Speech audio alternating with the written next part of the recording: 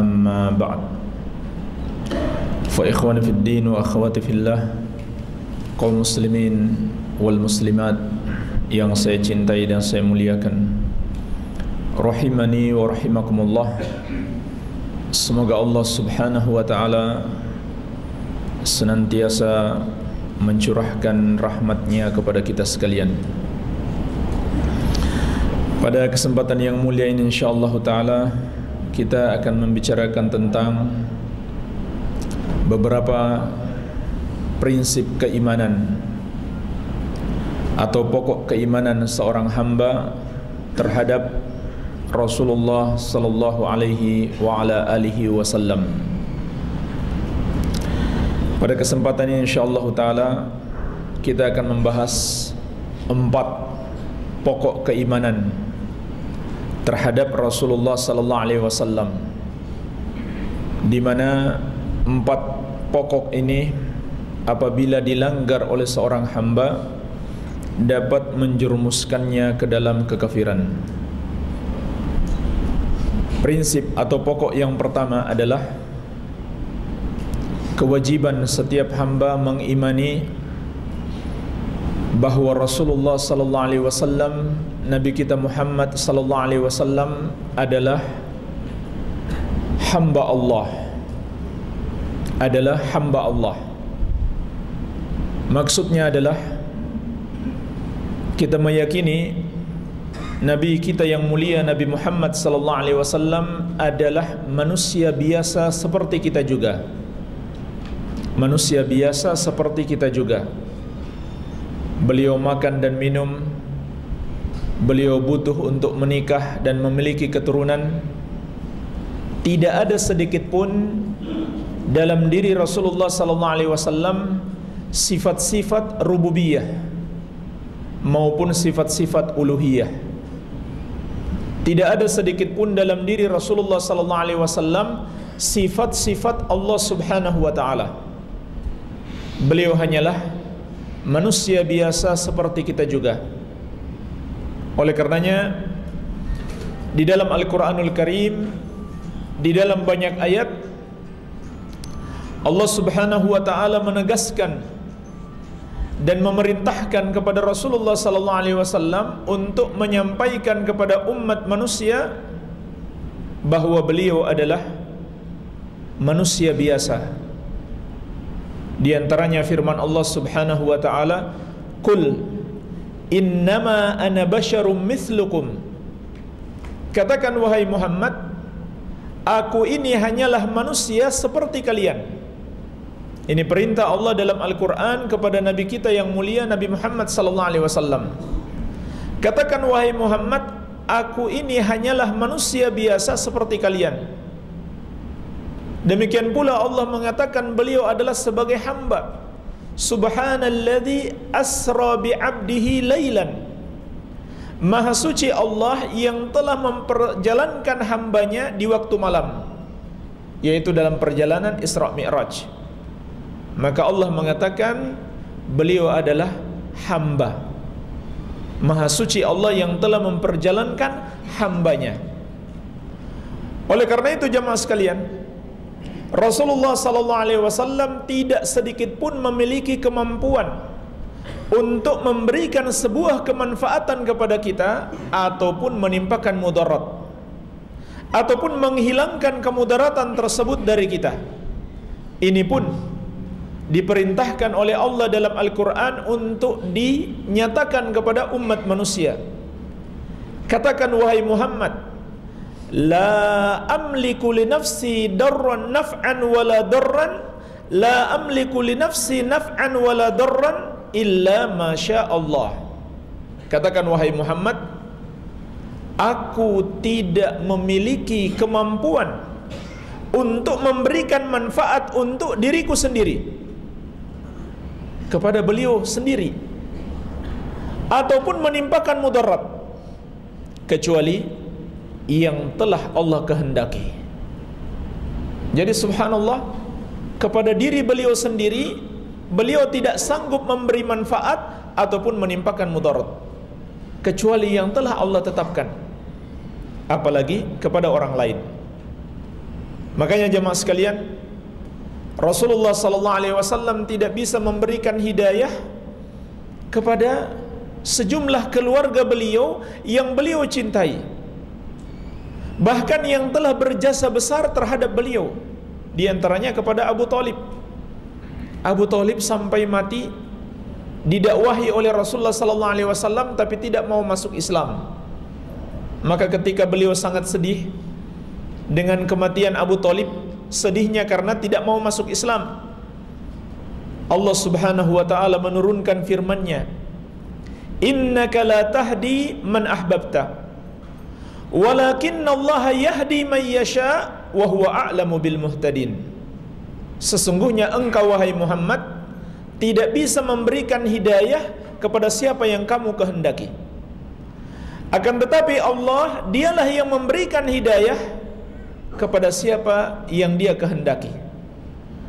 Engkau wahai Muhammad tidak bisa memberikan hidayah kepada siapa yang engkau cintai. Akan tetapi Allah, dialah yang memberikan hidayah kepada siapa yang Dia kehendaki. Dan Dia lebih tahu siapa yang pantas untuk mendapatkan hidayah. Demikian pula jemaah sekalian, karena beliau manusia biasa, maka beliau tidak mengetahui perkara gaib. Hanyalah beliau mengetahuinya apabila Allah Subhanahu wa taala mewahyukan kepadanya. Makanya beliau diperintahkan juga dalam Al-Quran untuk mengatakan, "Lau kuntu a'lamul ghaiba lastakthartu minal khair wa ma massaniya su." Andai saja aku tahu perkara gaib, maka aku akan memperbanyak kebaikan saja dan tidak akan ditimpakan sebuah kejelekan. Kenyataannya Rasulullah sallallahu alaihi wasallam ditimpa berbagai macam musibah dan malapetaka karena beliau tidak tahu perkara gaib. Beliau tidak bisa menghindari musibah yang telah Allah tetapkan untuk beliau. Dan para nabi dan rasul adalah orang-orang yang paling keras musibahnya. Makanya kalau kita ditimpa sebuah musibah, ingatlah para nabi dan rasul. Mereka adalah orang-orang yang paling dicintai Allah, tetapi mereka juga orang-orang yang paling keras ditimpakan bala. Sebagaimana sabda Nabi sallallahu alaihi wasallam, "Asyaddun nasi bala'an al-anbiya thummal amthal fal amthal." Orang-orang yang paling keras ditimpa bala adalah para nabi, kemudian yang semisal, lalu yang semisal lagi, dan seterusnya sesuai dengan kadar keimanan. Semakin kuat keimanan, semakin kuat musibah yang menimpanya. Untuk apa jemaah sekalian? Sebagai ujian baginya dan juga sekaligus sebagai penghapus dosa. Makanya Rasulullah SAW juga menegaskan, "May yuridillahu bihi khairan yusib minhu." Siapa yang Allah kehendaki kebaikan baginya, maka Allah akan timpakan musibah kepadanya. Dengan musibah seseorang mendapatkan banyak kebaikan, kebaikan sabar, kebaikan diampuni dosa, dan kebaikan diangkat derajat. Para nabi dan rasul jamaah sekalian, mereka adalah manusia biasa seperti kita juga, tertimpa kepada mereka berbagai macam musibah dan malapetaka. Di dalam perang Uhud, Rasulullah SAW terluka kepalanya dan gigi beliau patah. Menunjukkan jemaah sekalian, beliau adalah manusia biasa seperti kita juga, dan beliau tidak tahu perkara gaib. Andai beliau tahu perkara gaib, tentunya beliau sudah tahu ini mau ada serangan, saya harus menghindar. Ternyata tidak jemaah sekalian. Bahkan Nabi SAW tidak kebal senjata tajam, tidak pula bisa memukul orang dari jarak jauh, tidak. Beliau punya pedang, beliau punya baju besi. Bukan tenaga dalam yang beliau punya, baju besi. Dan beliau terluka, gigi beliau patah, kepala beliau terluka. Dan ketika itu, ketika gigi beliau patah dan kepala beliau terluka, beliau sempat mengatakan, "Kaifa yuflihu qaumun syajju nabiyyahum?" Bagaimana mungkin satu kaum akan mendapatkan petunjuk sementara mereka telah melukai nabi mereka? Jadi Nabi SAW menganggap ketika itu hampir-hampir saja mereka nggak mungkin mendapatkan hidayah. Maka jemaah sekalian, Allah memberikan teguran atas ucapan Rasulullah SAW tersebut. Apa kata Allah? Laisa laka minal amri syai'un. Engkau wahai Muhammad tidak ada campur tangan dalam urusan ini sedikit pun. Mau memberikan hidayah kepada seseorang, mau menyesatkan seseorang dan menerima taubatnya, itu bukan urusanmu. Itu adalah urusan Allah Subhanahu wa taala. Menunjukkan Nabi SAW adalah manusia biasa seperti kita juga. Demikian pula beliau tidak bisa menyelamatkan manusia dari api neraka. Bahkan tidak bisa menyelamatkan anaknya sendiri. Beliau SAW telah menegaskan kepada anaknya sendiri, wa ya Fatimah binta Muhammadin salini min mali ma syi'ti la ugni anki minallahi syai'a. Wahai Fatimah anaknya Muhammad, silahkan minta hartaku yang aku miliki, tetapi selamatkan dirimu sendiri dari azab Allah. Aku tidak bisa memberikan manfaat sedikit pun kepadamu dari azab Allah. Oleh karenanya jemaah sekalian, Rasulullah SAW kelak akan diberikan izin untuk memberi syafaat bukan karena kemampuan beliau. Jadi jangan kita sangka beliau punya kemampuan khusus sehingga bisa mengeluarkan orang dari neraka. Tidak. Melainkan itu anugerah yang Allah berikan kepada beliau, izin yang Allah berikan kepada beliau untuk memberikan syafaat, yakni meminta syafaat kepada Allah. Ya Allah, orang ini akan diberikan syafaat, selamatkan dia dari api neraka. Allah yang menyelamatkan, bukan beliau. Oleh karena itu, yang diberi syafaat itu tidak semua orang. Tidak semua orang yang diinginkan oleh Rasulullah SAW. Hanyalah orang-orang yang mentauhidkan Allah Subhanahu wa taala, tidak melakukan perbuatan kesyirikan. Adapun orang yang melakukan kesyirikan, maka Allah telah menetapkan dalam Al-Qur'an, wa ma lidzalimina min hamimin wala syafi'in yuta'. Tidak ada bagi orang-orang musyrik yang zalim tersebut kawan setia dan pemberi syafaat yang ditaati. Wa kam min malakin fis samawati la tughni syafa'atuhum syai'an illa min ba'di ay ya'dzanallahu liman yasha'u wa yarda. Berapa banyak malaikat di langit, syafaat mereka tidak bermanfaat sedikit pun kecuali setelah Allah menghendaki dan Allah meridhoi. Jadi bukan karena malaikat itu punya kemampuan bisa mengeluarkan seseorang dari api neraka, melainkan karena izin dan keridhaan Allah Subhanahu wa taala. Kesimpulannya jemaah sekalian, Nabi kita yang mulia Nabi Muhammad SAW adalah manusia biasa seperti kita juga. Jangan kita sematkan kepada beliau satupun dari sifat-sifat Allah Subhanahu wa taala, baik dalam ucapan kita maupun dalam keyakinan kita. Ada anak kecil menyanyi atau bersyair di depan Rasulullah SAW. Dia mengatakan, di tengah-tengah kami ada seorang nabi yang mengetahui apa yang akan terjadi hari esok. Ini ucapan kesyirikan. Hari esok adalah perkara gaib. Allah Subhanahu wa taala telah menetapkan, qul la ya'lamu man fis samawati wal ardil ghaiba illallah. Katakan, wahai Muhammad, tidak ada yang mengetahui perkara gaib di langit maupun di bumi kecuali Allah. Di langit itu siapa? Malaikat. Malaikat tidak tahu perkara gaib. Di bumi adalah manusia, dan manusia yang paling mulia adalah para rasul. Mereka juga tidak tahu perkara gaib. Makanya ketika malaikat Jibril alaihissalam bertanya kepada Rasulullah sallallahu alaihi wasallam, "Mata sa'ah?" Kapan terjadinya hari kiamat? Apa jawab Nabi sallallahu alaihi wasallam? "Mal mas'ulu anha bi'a'lama minas sa'il." Tidaklah orang yang ditanya lebih tahu daripada yang bertanya. Artinya sama-sama enggak tahu. Malaikat yang paling mulia Jibril alaihissalam dan Nabi yang paling mulia Nabi Muhammad sallallahu alaihi wasallam sama-sama tidak tahu perkara gaib. Sama-sama tidak tahu kapan persisnya terjadi hari kiamat. Ya. Maka anak kecil tadi ini yang mengatakan demikian ditegur oleh Rasulullah sallallahu alaihi wasallam. Ditegur oleh Rasulullah sallallahu alaihi wasallam. Jangan kamu mengatakan demikian. Demikian pula kepada para sahabat yang kelihatannya melakukan perbuatan penghormatan secara berlebihan terhadap Nabi sallallahu alaihi wasallam, ditegur oleh Nabi sallallahu alaihi wasallam. Di antara teguran beliau kepada para sahabat, beliau bersabda, "La tutruni kama atratin nasara Isa bin Maryam. Innama ana abdun faqulu abdullahi wa rasuluh."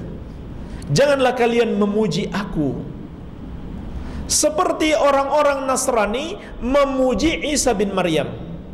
Katakan saja aku ini adalah hamba Allah dan Rasulnya. Inilah jamaah sekalian pujian tertinggi, sanjungan tertinggi kepada Rasulullah sallallahu alaihi wasallam. Katakan beliau adalah hamba Allah dan Rasulnya. Dan beliau khawatir, beliau takut jangan sampai kita menyamakan beliau sebagaimana umat Nasrani menyamakan nabi mereka dengan Allah Subhanahu wa ta'ala. Ini yang beliau takutkan jamaah sekalian. Inilah hikmahnya mengapa Abu Thalib itu yang memiliki jasa sangat besar terhadap Islam dan terhadap Nabi Muhammad sallallahu alaihi wasallam, tetapi berakhir dengan sangat tragis. Dia tidak mendapatkan hidayah.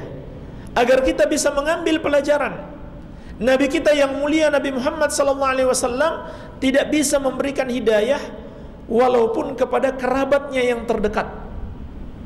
Sebaliknya jemaah sekalian, orang-orang Ansor, mereka itu berdatangan dari Madinah. Padahal Nabi Muhammad SAW belum pernah ke Madinah untuk mendakwahi mereka. Tetapi mereka berdatangan satu persatu untuk menyatakan diri masuk Islam. Sementara keluarga beliau sendiri, kaum beliau sendiri, tetangga-tetangga beliau sendiri yang sudah mengenal beliau sejak kecil, kebanyakan mereka tidak mau masuk Islam. Padahal Rasulullah SAW sudah mengajak mereka, mendakwahi mereka. Kebanyakan malah memusuhi. Yang belum beliau dakwahi malah berdatangan masuk Islam. Kaum Ansor.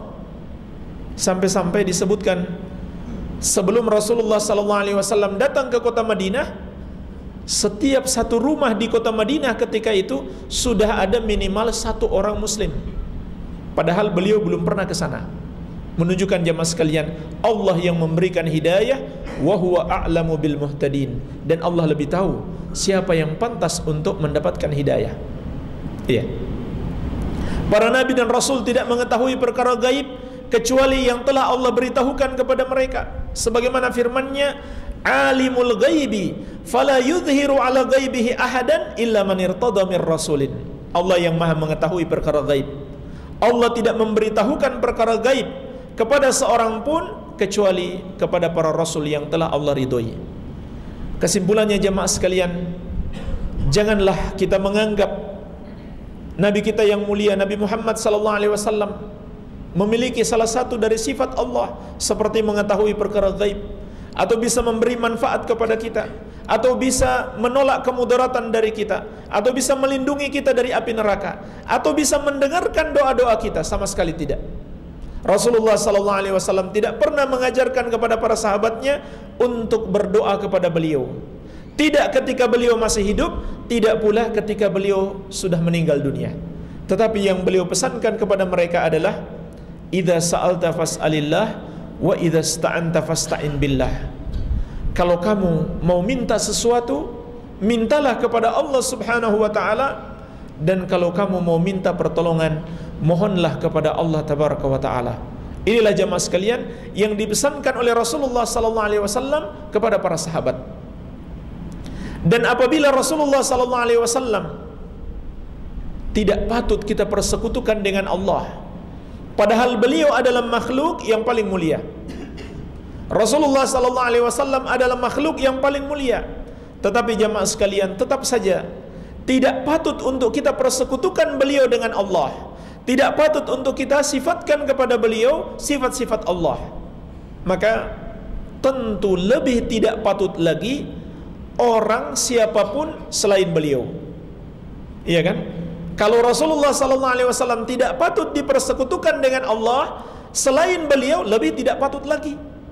Karena seluruh makhluk selain beliau derajatnya di bawah beliau. Sampai-sampai Rasulullah sallallahu alaihi wasallam mengatakan kepada para sahabat, "Fadlul alim 'alal abid ka fadli 'ala adnakum." Keutamaan orang yang berilmu di atas orang ahli ibadah seperti keutamaanku di atas orang yang paling rendah di antara kalian. Menunjukkan Rasulullah sallallahu alaihi wasallam adalah makhluk yang paling utama. Maka para wali dan orang-orang soleh lebih tidak patut untuk dipersekutukan dengan Allah Subhanahu wa ta'ala. Apabila Nabi saja tidak patut dipersekutukan dengan Allah, maka para Nabi dan orang-orang soleh tidak patut dipersekutukan dengan Allah. Apabila Nabi tidak mampu mendengarkan doa-doa kita, tidak pula mampu untuk mengabulkannya, tidak pula mampu memberikan manfaat ataupun menghilangkan mudarat dari kita, tentunya selain beliau lebih tidak mampu lagi. Para nabi, para wali, para orang-orang soleh tentu lebih tidak mampu lagi untuk mendengarkan doa-doa kita maupun mengabulkannya. Dan doa itu adalah ibadah, sehingga orang yang berdoa kepada selain Allah berarti dia telah beribadah kepada selain Allah Subhanahu wa ta'ala. Ini jamaah sekalian prinsip yang pertama. Dan prinsip ini menafikan sifat al-ifrat, berlebih-lebihan, yaitu sifatnya orang-orang Nasrani.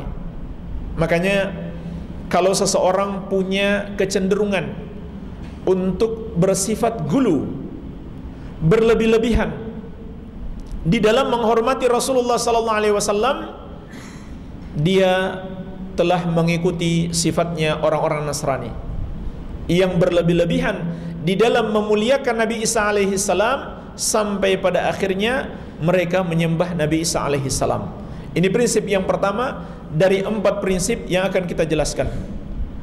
Prinsip yang kedua jamaah sekalian, mengimani bahwasannya Rasulullah sallallahu alaihi wasallam adalah utusan Allah.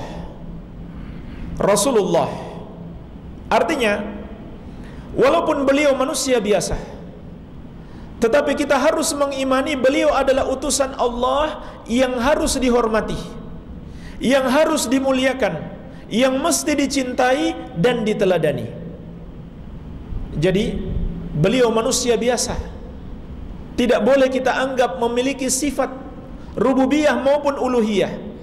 Namun beliau adalah manusia yang Allah perintahkan seluruh umat manusia untuk meneladaninya, menjadikan beliau sebagai teladan. Dan ini termasuk keyakinan asasi seorang muslim. Prinsip yang pertama tadi, apabila seseorang melanggarnya dapat menjerumuskan dia dalam kesyirikan dan kekufuran. Apabila dia menganggap Rasulullah sallallahu alaihi wasallam mengetahui perkara gaib misalkan, maka dia telah menyekutukan Allah dengan Nabi sallallahu alaihi wasallam. Apabila dia menganggap Nabi sallallahu alaihi wasallam bisa memberikan manfaat kepadanya ataupun bisa menghilangkan kemudaratan darinya, maka dia telah menyekutukan Allah dengan beliau. Demikian pula jamaah sekalian, barang siapa yang mengingkari kerasulan Rasulullah sallallahu alaihi wasallam, maka para ulama seluruhnya sepakat dia kafir. Atau tadinya dia muslim, dia murtad, keluar dari Islam. Makanya sering kita katakan kekafiran itu lebih banyak daripada kesyirikan. Semua kesyirikan adalah kekufuran, tetapi kekufuran itu lebih luas. Tidak semua kekufuran itu kesyirikan. Orang yang mengingkari kekafiran Nabi Muhammad, kerasulan Nabi Muhammad sallallahu alaihi wasallam, dia kafir walaupun dia tidak musyrik. Walaupun dia solat, walaupun dia beribadah kepada Allah, tapi dia tidak mengakui Rasulullah sallallahu alaihi wasallam sebagai utusan Allah, maka dia kafir. Allah Subhanahu wa taala telah menegaskan dalam Al-Qur'an, "Maka Muhammadun aba ahadim mir rijalikum walakin Rasulullah wa khataman nabiyyin." tidaklah Muhammad itu bapak salah seorang laki-laki di antara kalian, melainkan beliau adalah Rasulullah dan penutup para nabi. Rasulullah dan penutup para nabi. Iya. Dan Nabi sallallahu alaihi wasallam menegaskan, "Walladzi nafsu Muhammadin biyadihi la yasma'u bi ahadun min hadhihi al-ummah yahudiyyun wala nasraniyyun thumma mata wa lam yu'min billadzi ursiltu bihi illa kana min ashabin nar."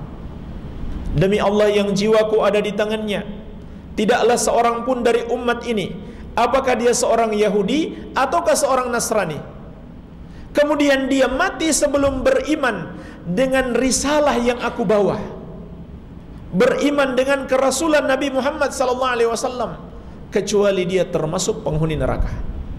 Jadi jamaah sekalian, pengikut para nabi dahulu, pengikut Nabi Isa alaihi salam adalah orang yang beriman dengan syarat dia betul-betul mengikuti Nabi Isa alaihi salam, yaitu beribadah kepada Allah dengan cara sesuai dengan syariat Nabi Isa. Demikian pula pengikut Nabi Musa, mereka itu adalah orang-orang yang beriman kalau mereka beribadah kepada Allah dan mengikuti syariatnya Nabi Musa alaihi salam. Tetapi jemaah sekalian, apabila mereka sudah mendengarkan Nabi Muhammad sallallahu alaihi wasallam telah diutus, maka mereka wajib mengakui kerasulan beliau dan masuk Islam. Tidak sah lagi keimanan mereka walaupun mereka menyembah Allah dan mengikuti syariat Nabi mereka sebelumnya. Setelah Nabi SAW diutus, tidak sah lagi keimanan mereka kecuali mereka beriman kepada Nabi Muhammad SAW. Bahkan beliau pernah bersabda, andaikan Musa sendiri yang hidup, maka beliau harus mengikuti aku. Jadi jangankan umatnya, andaikan Musa sendiri yang hidup, beliau harus mengikuti aku. Oleh karenanya jamaah sekalian, Nabi Isa alaihi salam kelak akan turun di akhir zaman, beliau sama sekali tidak membawa syariat yang baru, tidak pula menerapkan syariat yang pernah diturunkan kepada beliau, melainkan menerapkan syariat Nabi Muhammad sallallahu alaihi wasallam. Karena demikian yang seharusnya apabila beliau telah diutus, wajib untuk seluruh umat manusia mengimani kerasulan beliau. Dan prinsip ini jamaah sekalian menafikan sifatnya orang-orang Yahudi. Orang-orang Yahudi adalah orang-orang yang melecehkan para nabi dan rasul, tidak mau mengakui kerasulan mereka, tidak mau beriman kepada mereka. Bahkan mereka cenderung memusuhi sampai membunuh para nabi dan rasul alaihi wassalatu wassalam, sebagaimana yang Allah firmankan dalam Al-Quran tentang sifat mereka, wa qatlihimul anbiya'a bighairil haq, dan pembunuhan mereka terhadap para nabi tanpa alasan yang hak. Inilah sifat orang-orang Yahudi, menentang ajaran para rasul, tidak mau beriman dan bahkan membunuh para nabi dan rasul alaihi wassalatu wassalam. Makanya kita jangan heran jamaah sekalian, setiap hari kita mendengarkan berita saudara-saudara kita kaum muslimin di Palestina dibantai, dibunuh, dilukai oleh orang-orang Yahudi. Nabi mereka saja mereka bunuh, dan nabi mereka itu berasal dari kaum mereka sendiri, dari Bani Israel, dari bangsa mereka sendiri, diutus kepada mereka untuk mengajak mereka masuk surga, mengajak mereka kepada petunjuk. Apa yang mereka lakukan? Mereka musuhi sampai mereka bunuh. Jadi apalagi hanya kaum muslimin, bukan para nabi dan rasul, bukan pula berasal dari bangsa mereka. Ya. Dan juga sangat disayangkan saudara-saudara kita kaum muslimin yang masih bertahan di sana. Padahal para ulama sejak dulu telah menasihati mereka untuk berhijrah. Ya. Tidaklah patut kita membiarkan wanita-wanita kita, anak-anak kita dibunuh, dibantai, dilecehkan dalam keadaan kita nggak mampu melawan. Caranya adalah hijrah. meninggalkan negeri mereka, walaupun di situ adalah negeri yang mulia, ada Masjidil Aqsa. Rasulullah sallallahu alaihi wasallam telah meninggalkan negeri yang lebih mulia daripada Palestina dan telah meninggalkan masjid yang lebih mulia daripada Masjidil Aqsa. Rasulullah sallallahu alaihi wasallam meninggalkan Makkah dan meninggalkan Masjidil Haram menuju kota Madinah. Iya. Kenapa jamaah sekalian? Karena sudah nggak mungkin lagi beribadah kepada Allah dalam keadaan aman dan tentram. Nggak mungkin lagi kaum muslimin merasa aman diganggu oleh kaum musyrikin.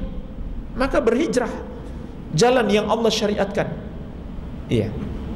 Jadi itulah sifat orang-orang Yahudi. Maka apabila seorang muslim memiliki sifat peremehan terhadap sunnah Nabi sallallahu alaihi wasallam, menganggap sunnah itu tidak penting, maka dia punya sifat orang-orang Yahudi. Punya sifat orang-orang Yahudi. Kalau sampai dia mengingkari sebuah hadis Nabi sallallahu alaihi wasallam padahal dia sudah tahu itu adalah ucapan Nabi sallallahu alaihi wasallam, maka dia kafir, murtad, keluar dari Islam. Jangankan dia mengingkari kerasulan Nabi Muhammad sallallahu alaihi wasallam, dia menolak satu ucapan Rasulullah sallallahu alaihi wasallam saja, ulama seluruhnya sepakat dia kafir. Maksudnya kalau dia yakin ini hadis sahih, ini benar ucapan Rasulullah sallallahu alaihi wasallam, tapi dia katakan saya enggak mau imani, saya mengingkari, saya enggak setuju hadis ini, ulama seluruhnya sepakat dia kafir, murtad, keluar dari Islam. Karena ucapan Nabi sallallahu alaihi wasallam itu adalah wahyu. Allah Subhanahu wa taala berfirman, "Wa ma yantiqu 'anil hawa in huwa illa wahyu yuha." Dan tidak ada yang beliau ucapkan itu berasal dari hawa nafsunya, melainkan wahyu yang diwahyukan Allah kepadanya. Jadi siapa yang menolak satu ucapan Nabi sallallahu alaihi wasallam, maka dia murtad, keluar dari Islam. Iya, kecuali kalau dia menganggap hadis itu dhaif atau hadis itu lemah. Karena pada hakikatnya itu bukan ucapan Rasulullah sallallahu alaihi wasallam. Tapi kalau dia sudah yakin hadis itu sahih, itu betul-betul ucapan dan perintah Nabi sallallahu alaihi wasallam, kemudian dia lecehkan. Kemarin sudah kita bahas hukum orang yang melecehkan, menghina dan memperolok-olok. Itu mencakup menghina ayat-ayat Al-Qur'an atau menghina hadis Rasulullah sallallahu alaihi wasallam. Maka ulama seluruhnya sepakat, tidak ada perbedaan pendapat, itu adalah perbuatan kekufuran yang menyebabkan pelakunya murtad, keluar dari Islam. Iya. Makanya jemaah sekalian, apabila kita telah mengetahui satu sunnah Rasulullah sallallahu alaihi wasallam, berusahalah untuk mengamalkannya. Iya. Apabila kita belum mampu mengamalkannya, maka kita berdoa kepada Allah agar suatu saat kita mampu mengamalkannya dan kita muliakan orang-orang yang mengamalkan sunnah Rasulullah sallallahu alaihi wasallam tersebut. Jemaah sekalian, tadi saya katakan ada 4 prinsip utama di dalam mengimani Rasulullah sallallahu alaihi wasallam. Namun pada kesempatan ini mungkin 2 itu saja yang baru bisa kita sampaikan. Insyaallah lanjutannya kita sampaikan pada pertemuan atau kajian ba'da maghrib nanti. Iya. Barangkali sampai di sini ada tanya jawab, saya persilahkan. Silakan Pak. Assalamualaikum warahmatullahi wabarakatuh. Berkaitan dengan tawasul itu, apakah dibolehkan dalam Islam? Berkaitan dengan beriman pada Allah yang tahu. Baik. Ini pertanyaan yang bagus sekali. Apa arti tawassul? Tawassul itu maknanya at-taqarrub bisyai' ila syai', mendekatkan diri kepada sesuatu dengan menggunakan sesuatu. Itu maknanya secara umum. Itu arti tawassul. Iya. Adapun di dalam syariat, para ulama menjelaskan tawassul itu ada tawassul masyru'ah dan tawassul mamnu'ah. Tawassul yang disyariatkan dan tawassul yang dilarang. Tawassul masyru' dan tawassul mamnu'. Tawassul yang dilarang itu terbagi menjadi 2 lagi. Ada tawassul bid'i dan tawassul syirki. Tawassul yang mengandung perbuatan mengada-ada dalam agama, dan tawasul yang mengandung kesyirikan. Contohnya, tawasul yang mengandung perbuatan mengada-ada dalam agama, tidak ada contohnya dari Rasulullah sallallahu alaihi wasallam sedikit pun, yaitu orang yang bertawassul dengan menggunakan kemuliaan dan kehormatan Rasulullah sallallahu alaihi wasallam dan orang-orang saleh. Iya. Contohnya, ketika berdoa dia mengucapkan, ya Rabbi bil Mustafa balligh maqasidana. Ini contoh tawasul yang tidak ada contohnya dari Rasulullah sallallahu alaihi wasallam. Dia berdoa kepada Allah dengan menggunakan sesuatu, harapannya agar doanya semakin cepat dikabulkan. Apa katanya? Ya Allah, dengan Al-Mustafa, yaitu Rasulullah sallallahu alaihi wasallam, kabulkanlah doaku. Ini contoh tawasul. Ya Allah, dengan Al-Mustafa atau dengan kemuliaan Rasulullah sallallahu alaihi wasallam, kabulkanlah doaku. Maka tawasul seperti ini tidak ada contohnya dari Rasulullah sallallahu alaihi wasallam. Ini tawasul yang terlarang yang pertama. Yang kedua, tawasul yang syirik. Tawasul yang terlarang yang mengandung kesyirikan, yaitu seseorang berdoa kepada selain Allah dengan tujuan doanya itu diteruskan kepada Allah Subhanahu wa taala. Apakah orang yang dia jadikan sebagai jembatan atau sebagai perantara itu masih hidup ataupun sudah mati, sama saja. Ini adalah kesyirikan menurut kesepakatan ulama. Tidak ada perbedaan pendapat. Ulama dari 4 mazhab seluruhnya sepakat, barang siapa berdoa kepada selain Allah, walaupun dia bertujuan bukan sebetulnya kepada orang itu secara khusus, cuma tujuannya agar orang itu meneruskan doanya kepada Allah, maka dia telah menyembah orang tersebut. Dan itulah yang mereka sebut dengan tawassul. Dan ini adalah kesyirikan. Kenapa jamaah sekalian? Karena doa itu ibadah. Yang namanya ibadah tidak boleh melalui perantara. Yang namanya menyembah itu hanya boleh kepada Allah Subhanahu wa taala. Makanya dalam Al-Qur'an Allah Subhanahu wa taala menyatakan, "Wa qala rabbukum ud'uni astajib lakum." Dan Rabbmu berfirman, berdoalah kepadaku, niscaya akan aku kabulkan. Allah tidak pernah sekalipun mengatakan, berdoalah kepada Nabi, berdoalah kepada wali, berdoalah kepada malaikat, karena mereka dekat denganku, nanti mereka akan teruskan doa kalian kepadaku. Tidak pernah sekalipun. Dan para sahabat, ketika Rasulullah SAW masih hidup, mereka minta didoakan beliau, bukan berdoa kepada beliau. Minta didoakan oleh beliau. Namun setelah beliau meninggal dunia, tidak ada satu riwayat yang sahih sahabat datang di kuburan beliau kemudian minta diteruskan doanya kepada Allah. Tidak ada satupun. Yang ada adalah ketika terjadi musim paceklik di masa Umar bin Khattab radhiyallahu anhu, para sahabat mendatangi paman beliau sallallahu alaihi wasallam, yaitu Al-Abbas bin Abdul Muttalib, minta didoakan karena beliau masih hidup. Kenapa mereka tidak datang ke kuburan Rasulullah sallallahu alaihi wasallam? Padahal beliau adalah makhluk yang paling mulia. Karena Rasulullah sallallahu alaihi wasallam tidak pernah mengajarkan hal itu kepada mereka. Ini jamaah sekalian, tawassul yang terlarang. Adapun tawassul yang disyariatkan itu ada 3 macam. Tawassul yang disyariatkan ada 3 macam. Yang pertama, yang paling terbaik adalah bertawassul dengan menggunakan nama-nama dan sifat-sifat Allah. Inilah tawassul yang paling bagus, yang paling Allah senangi. Tatkala kita berdoa kepada Allah, kita sebut nama-namanya yang maha mulia dan sifat-sifatnya yang maha tinggi. Sebagaimana Allah telah memerintahkan dalam Al-Quran, walillahil asma'ul husna fad'uuhu biha. Dan Allah memiliki nama-nama yang maha indah, maka berdoalah dengannya. Jadikan nama-namanya itu sebagai sarana untuk bertawassul kepadanya. Ya, contohnya kita berdoa kepada Allah, Allahumma ghfirli innaka antal ghafurur rahim. Ya Allah, ampunilah aku, Sesungguhnya Engkau Maha Pengampun lagi Maha Penyayang. Dua nama Allah kita gunakan.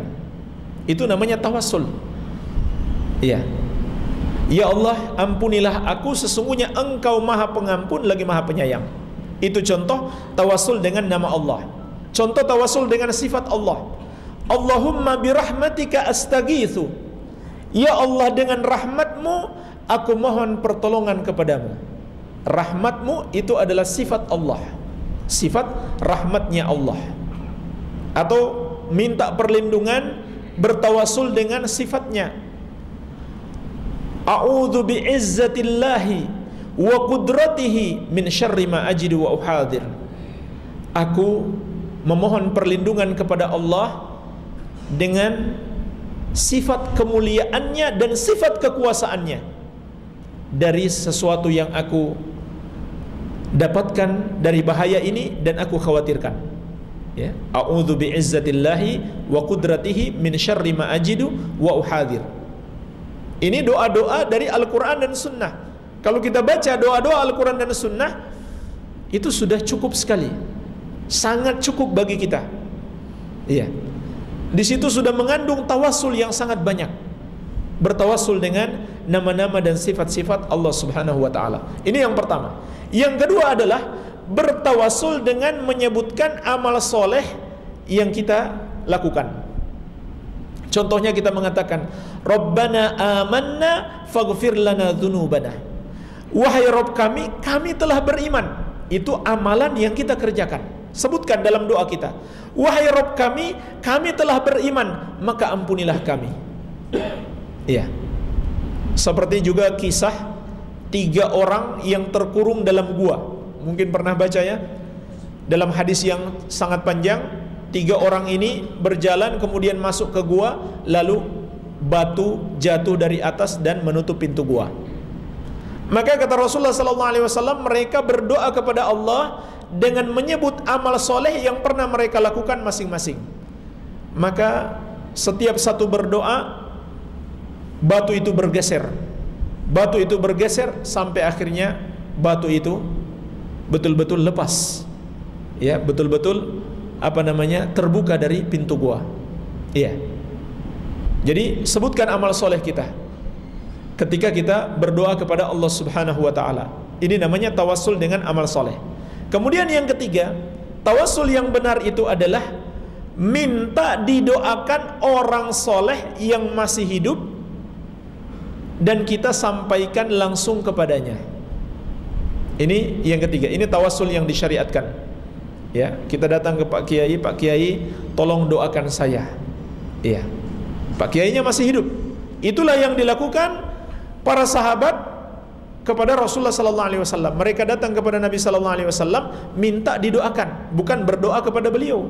Minta beliau mendoakan mereka. Setelah beliau meninggal dunia, para sahabat tidak lagi mendatangi beliau. Ini jamaah sekalian secara ringkas penjelasan tentang tawassul. Ya, barangkali demikian, wallahu a'lam. Mungkin sana dulu, Pak. Silakan, Pak. Waalaikumsalam warahmatullahi wabarakatuh. Kalau ada orang yang mendatangi orang yang taat beribadah, katakanlah kiai, tapi dengan membawa air aqua, air mineral yang disaksikan oleh kiai itu untuk didoakan, untuk mengharapkan hajatnya terkabulkan, itu gimana, masuk syirik atau baik? Itu namanya meruqyah di air, kemudian diminumkan kepada orang yang sakit. Yang seperti ini dibolehkan. Rasulullah SAW pernah meruqyah salah seorang sahabatnya dengan air yang bercampur tanah ketika sahabatnya itu sakit. Demikian pula ini dilakukan oleh sebagian ulama salaf. Walaupun meruqyah itu enggak harus seperti itu, dibacakan saja itu sudah cukup. Tapi boleh kalau kita membacakan di air kemudian diminumkan kepada si sakit, atau dia gunakan berwudu dan mandi. Iya, hal tersebut dibolehkan. Iya. Tetapi hendaklah jangan orang yang meruqyah itu dia bikin kesan kepada orang yang diruqyah itu adalah kemampuan khusus yang dia miliki. Ini yang jadi masalah. Iya. Kalau orang yang diruqyah ini punya keyakinan seperti itu, rusaklah akidahnya. Orang yang meruqyah itu bisa siapa saja, nggak harus datang kepada orang tertentu. Bahkan yang paling bagus, seseorang itu meruqyah dirinya sendiri. Ya. Jadi jangan dia punya keyakinan Pak Kiai ini punya ilmu kanuragan misalkan. Ya. Walaupun sering mereka namakan ilmu putih atau ilmu hikmah, itu semuanya sihir. Ya. Jangan dia punya keyakinan seperti itu. Atau Pak Kiai ini punya kelebihan khusus yang Allah berikan, dia bisa mengobati orang yang lain nggak bisa. Jangan punya keyakinan seperti itu. Harus yakin bacaan Pak Kiai itu hanya sebab Allah yang menyembuhkan. Makanya hatinya jangan bergantung kepada Pak Kiai tersebut. Iya. Ini musibah sebagian tukang ruqyah yang sibuk meruqyah. Mereka menggambarkan kepada orang seakan-akan mereka punya kelebihan khusus sehingga orang punya rasa ketergantungan hati kepada mereka. Iya. Jadi ini yang jadi masalah. Barangkali demikian Pak, wallahu alam. Silakan Pak. Assalamualaikum warahmatullahi wabarakatuh. Assalamualaikum warahmatullahi wabarakatuh. Bahwa kita selalu dianjurkan untuk selalu bersalawat kepada Rasulullah. Sementara tadi sudah dijelaskan bahwa Rasulullah tidak punya kemampuan apa-apa untuk balas kebaikan umatnya. Padahal juga banyak penjelasan kita terima bahwa setiap salawat yang kita panjatkan untuk Rasulullah akan sampai kepada beliau dan beliau akan membalas nanti insyaallah di akhirat. Yang pertama setelah dijelaskan. Yang kedua, ketika kita berdoa, kita sering juga membacakan salawat kepada Nabi ketika kita mau berdoa di samping rangkaian doa sebelumnya. Dan juga ketika doa diakhiri selalu saja kita tutup dengan wassallallahu ala sayyidina Muhammad wa alihi wasallam. Ini juga kan berarti menyebut Rasulullah. Apakah ini bukan bagian dari tawassul? Baik. Yang pertama, Rasulullah sallallahu alaihi wasallam sendiri telah bersabda, "Man shalla alayya wahidatan sallallahu alaihi ashran." Siapa yang bersalawat untukku satu kali, maka Allah akan bersalawat untuknya 10 kali. Jadi yang membalas adalah Allah Subhanahu wa taala. Iya. Jadi bukan Rasulullah sallallahu alaihi wasallam yang memberikan balasan atas amal soleh salawat yang kita kerjakan. Salawat itu amal soleh. Yang membalas amal soleh adalah Allah Subhanahu wa taala, bukan Rasulullah sallallahu alaihi wasallam. Iya. Kemudian juga disebutkan dalam hadis yang sahih, setiap salawat dan salam yang disampaikan oleh umat Rasulullah sallallahu alaihi wasallam sampai kepada Rasulullah sallallahu alaihi wasallam. Kenapa jemaah sekalian bisa sampai? Karena ada malaikat khusus yang ditugaskan untuk menyampaikan kepada beliau. Artinya beliau enggak mendengar dengan sendirinya. Iya. Karena ada malaikat yang bertugas khusus menyampaikannya. Tidak ada satu dalil pun bahwa orang yang sudah meninggal dunia, termasuk Rasulullah sallallahu alaihi wasallam, bisa mendengarkan doa orang yang berdoa kepadanya. Tidak ada. Ya. Tidak ada dalil yang menunjukkan orang yang sudah dikubur kemudian bisa kita hubungi. Ya. Dan nampaknya belum ada telepon yang bisa juga ya, menghubungi mereka. Tidak ada. Tidak ada dalil yang menunjukkan hal tersebut. Iya. Kalaupun mereka mendengarkan, sebagaimana kata Allah Subhanahu wa taala, "Walau sami'u mastajabu lakum wa yaumal qiyamati yakfuruna bisyirkikum." Andaikan mereka mendengarkan sekalipun, mereka tidak bisa mengabulkan permohonan kalian. Dan pada hari kiamat mereka akan mengingkari kesyirikan kalian. Jadi para nabi dan rasul dan para wali itu enggak setuju. Mereka kelak akan mengingkari pada hari kiamat orang-orang yang menyekutukan Allah dengan mereka, dengan cara berdoa ataupun cara menyekutukan yang lain. Baik, jadi ini yang pertama, Allah yang akan membalas salawat kita. Salawat itu termasuk amal soleh. Allah subhanahu wa ta'ala yang akan memberikan pahalanya. Iya, satu salawat kita dibalas dengan 10 kali. Subhanallah. Makanya kita sendiri yang beruntung kalau kita banyak bersalawat kepada Rasulullah sallallahu alaihi wasallam. Iya. Kemudian yang kedua tentang apa tadi, Pak? Oh ya, berdoa. Saya belum tahu dari penjelasan para ulama. Ulama menjelaskan salawat kepada Rasulullah sallallahu alaihi wasallam dalam berdoa itu termasuk adab yang baik. Itu termasuk adab berdoa dan termasuk sebab doa dikabulkan. Termasuk sebab doa dikabulkan. Adab yang sangat baik bersalawat kepada Rasulullah sallallahu alaihi wasallam. Tetapi itu disebut tawasul belum saya dapatkan dari penjelasan para ulama. Iya. Tapi bisa saja kita bertawasul dengan salawat itu kita ucapkan dalam doa kita, ya Allah dengan salawatku ini kabulkanlah doaku. Itu berarti masuk dalam bentuk yang kedua tadi, ya kan? Salawat itu kan amal soleh. Tadi salawat yang kedua kita katakan bertawasul dengan amal soleh yang kita kerjakan. Ya Allah dengan solatku ini kabulkanlah doaku. Ya Allah dengan bacaan Al-Quranku ini kabulkanlah doaku. Ya Allah dengan salawatku ini kabulkanlah doaku.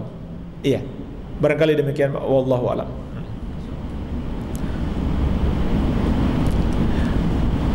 Barangkali kita cukupkan sampai di sini. Ini saja yang bisa saya sampaikan.